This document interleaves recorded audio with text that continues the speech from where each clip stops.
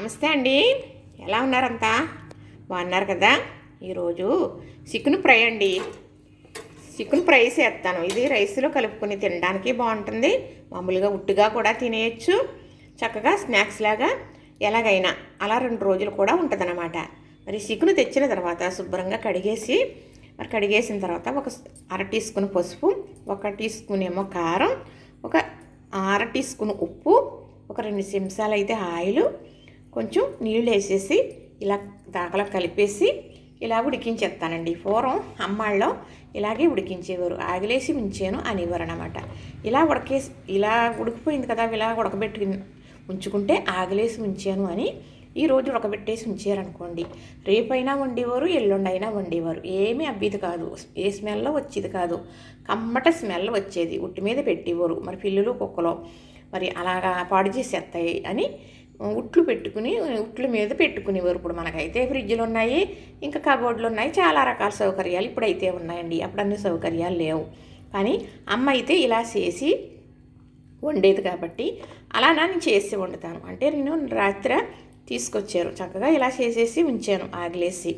కానీ ఇప్పుడు వండాలన్నా కూడా మనం ఇలా చేసుకుని వండుకుంటే ఇది నాటుకోడి కూరలాగా రుచి వస్తుంది. మరి బాయిలేరు అందులోకి మరి ఉడికి మనం కూర రెడీ చేసేటప్పటికి చేప ముక్కలాగా మెత్తగా అయిపోతుంది కదా. అలాగా కాకుండా చికెన్ ముక్కలాగా ఉండాలంటే, నాటుకోడి ముక్కలాగా ఉండాలి అంటే ఆ రుచి కూడా వస్తుంది. ఇలాగ చేసుకుని కనుక ఫ్రై చేసుకున్న, కూర చేసుకున్న, ఇంకా ఎలా వండుకున్నా ముందు తెచ్చిన తర్వాత ఇలా మాత్రం చేసుకుంటే మరి వండుకోవడానికి 1 రోజు లేట్ అయినా పర్వాలేదు. ఆ రోజు వండుకున్న రుచి అనేది రెట్టింపు ఉంటుంది, వేరే డిఫరెన్స్ కూడా ఉంటుంది.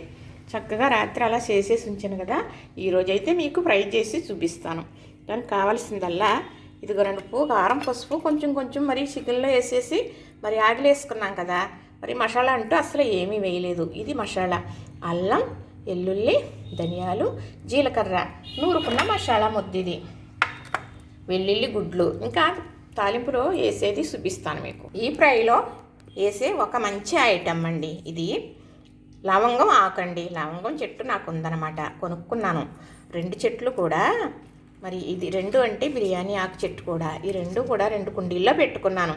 మనకు బయట కింద నేల మీద ఎత్తేనే కాదండి, కుండీలో కూడా పెంచుకోవచ్చు. లవంగం కాసేస్తుందని కాదు, బిర్యానీ ఆకులు కూడా పచ్చి వాడుకోవడం మనకి చాలా మంచిది. మంచి స్మెల్ అండి, మంచి రుచి. ఈ ఒక్క రుచి, ఈ ఫ్లేవర్ను నాకే తెలిసిందండి. ఈ ఫ్లేవర్ తెలిసి ఈ ఆకులు వాడుతున్నాను. నీసు కూరల్లో వేస్తాను, బిర్యానీలో వేస్తాను, ఇలా ఫ్రైలో వేస్తాను. ఇవైతే లవంగం ఆకులు, ఇవైతే బిర్యానీ ఆకులు. మరి వేసి ఫ్రై చేసుకుందామా? ఇప్పుడైతే ఈ 2 ఎండుమిర్చి వేస్తున్నానండి. మనం చికెను ఫ్రై చేసుకుంటున్నాం. ఈ 2 ఎండుమిర్చి వేయించేసి తీసేస్తాను.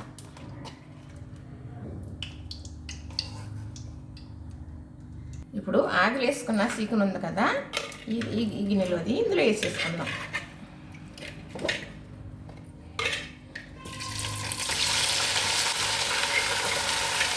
ఇది మట్టి పాత్ర అండి. మట్టి పాత్రలో నాకు ఉన్నాయి. మట్టి పాత్రల గురించి కూడా ఒకసారి చెప్పాలి, ఏదో చెప్తాను.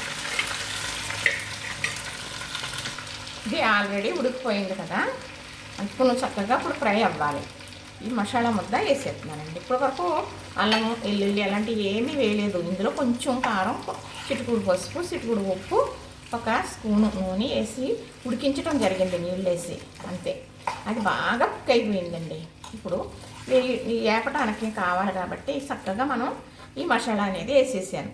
ఇప్పుడు ఉప్పు, కారం, పసుపు, ఇది కళ్ళుప్పు చక్కగా నేను కొంచెం నలిపేసి వేసుకుంటున్నానండి.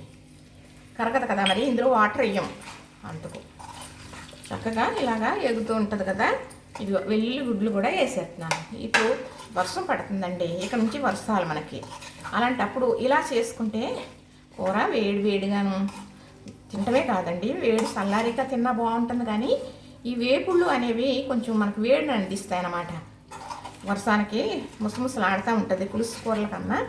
మరి ఇగురు కూరలో ఫ్రైలు చాలా బాగుంటాయండి. చక్కగా ఇది ఇలాగా ఎగుతూ ఉంటుంది. అలా వేసి మీకు నేను చూపిస్తాను. ఇప్పుడు ఇందులో బిర్యానీ ఆకు వేసుకుందాం. అదిగో బిర్యానీ ఆకులు 2, అలాగే లవంగం ఆకులు 2. ఇవి మామూలుగా లవంగం ఘాటు స్మెల్, రుచి చాలా బాగుందండి. లవంగ మొగ్గ కన్నా మంచి ఫ్లేవర్ ఉందన్నమాట. అందుకే ఈ ఆకులు వాడుతున్నాను నేను. బిర్యానీ ఆకు కూడా ఎండి ఆకులు వేసుకుంటాం మనం కదా, ఎండి బిర్యానీ ఆకులు వేసుకుంటాం. ఇగో ఇలాంటివి. ఇది పచ్చిది కదా మరి, కానీ మంచి ఫ్లేవర్ ఉందండి, మంచి రుచి ఉంటుంది ఇలాంటి కూరలు ఫ్రైల్లో కానీ అలానే పలావులో కానీ వేసుకోవడం వల్ల. మరి మట్టి దాక గురించి చెబుతాను అన్నాను కదా, దూరపుకుండలో నునుపు అంటారు. అలాగా మనం మట్టి దాకలు ఎంతో మోడల్గా ఉన్నాయి, ఎర్రగా ఉన్నాయి, దలసరగా ఉన్నాయి, పట్టుకోవడానికి రింగులు ఉన్నాయి అని మనం తెచ్చేసుకుంటాం వెళ్ళి. కరివేపాకు కూడా వేసేసానండి మీ మాటల మధ్యలో. తెచ్చుకుంటాం కదా అవి, తర్వాత ఒక 2 వంటలు వండిన తర్వాతగా అడుగున బీటలు వచ్చేస్తున్నాయండి. ఇప్పుడు మీకు నేను చూపించాను మట్టి దాకా ఎంత మామూలుగా తయారు చేసే దగ్గర మాకు తెలిసిన కాడికి వెళ్ళి తెచ్చుకున్నాం.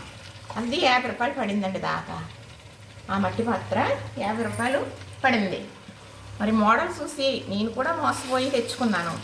కాడలతో ఇలా రింగులు ఇవి పట్టుకోవడానికి చాలా బాగుంది అని. అది 350 రూపాయలు పడిందండి. ఒక 2 కర్రీలు చేసాను, అడుగున బీటలు వచ్చేసినాయి.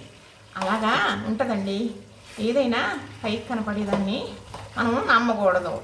ఇది ఈ దాకా తెచ్చుకుని 4 సంవత్సరాలు అయిపోయి 5వ సంవత్సరం. అప్పటి నుంచి కూడా ఒక్కొక్కసారి వాడతాను, ఒక్కొక్కసారి ఎప్పుడైనా వాడటం మానేస్తానే అనుకోండి. అయినా కూడా అలాగే ఉంటాయండి చేపలు జాగ్రత్త.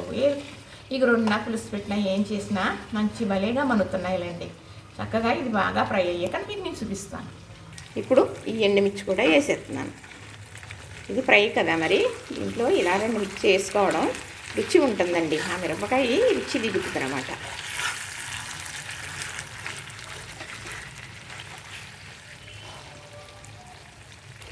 ఇంతేనండి, చక్కగా ముద్దలాగా మనకి ఫ్రై అయితే రెడీ అయిపోయింది. అంటే ఫ్రై ముక్కల్లాగా ఇలాగ విడివిడి ముక్కల్లాగా కాకుండా ఇలాగ కొంచెం గ్రేవీతో కూడా ఉంటుంది. రైస్లో కూడా కలుపుకు తినొచ్చు, పప్పుచారు, చారు, ఇంకా ఏమన్నా పులుసుల్లో కూడా ఈ ఫ్రై చాలా బాగుంటుందండి. చూసారా ఈ ఆకులు ఎంత బాగా కనిపిస్తున్నాయో. కాసేపటికి ఇది కలర్ మారిపోయి ఇందులో ఉండే ఫ్లేవరు ఈ చికెన్కి పట్టేస్తుందండి. మంచి స్మెల్, మంచి రుచి, చాలా బాగుంటుంది. నేను మాత్రమే చెప్పగలను, ఎందుకంటే నేనే వేస్తాను కాబట్టి. సరే చూసారు కదా, నచ్చింది కదా. ఇంతేనండి. లైక్ చేయండి, షేర్ చేయండి, సబ్స్క్రైబ్ చేయండి.